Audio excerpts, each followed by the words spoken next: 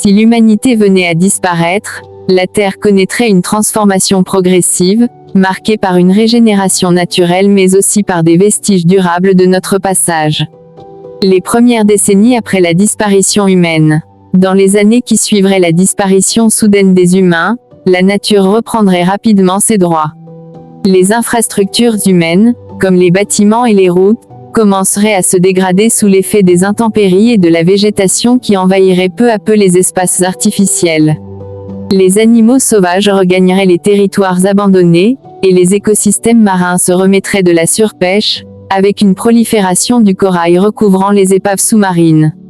En l'espace de 60 à 200 ans, les impacts négatifs de l'activité humaine sur les océans et les forêts seraient largement atténués. Les forêts, notamment, retrouveraient un état proche de celui d'il y a 10 000 ans, témoignant d'une régénération naturelle impressionnante. Toutefois, certains déchets, notamment nucléaires, subsisteraient longtemps, constituant les derniers vestiges tangibles de l'humanité. À moyen et long terme, rétablissement et évolution de la biodiversité. Sur une échelle de plusieurs millions d'années, la biodiversité terrestre pourrait se rétablir complètement. Selon les chercheurs, il faudrait environ 2,5 millions d'années pour que la vie retrouve une diversité comparable à celle d'avant l'impact humain. Les extinctions massives précédentes dans l'histoire de la Terre, souvent liées à des épisodes de réchauffement climatique ou à des catastrophes naturelles, montrent que la vie a toujours fini par se renouveler, même après des crises majeures. Cependant, le réchauffement climatique anthropique en cours pourrait avoir été un facteur déterminant dans la disparition de notre espèce. Sans humains, la planète pourrait progressivement retrouver un équilibre climatique plus stable, favorisant la diversification des espèces.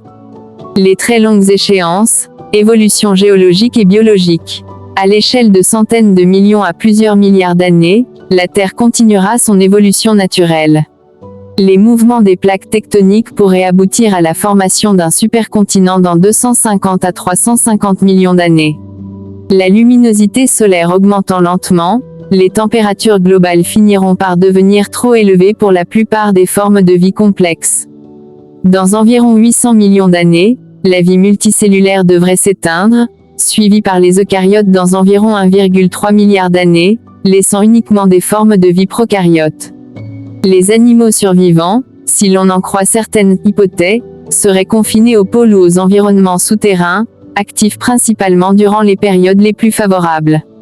Conclusion. La disparition de l'humanité ne signifierait pas la fin de la Terre, mais plutôt un retour progressif à un état naturel où la vie pourrait se renouveler et s'adapter sans l'empreinte directe de l'homme.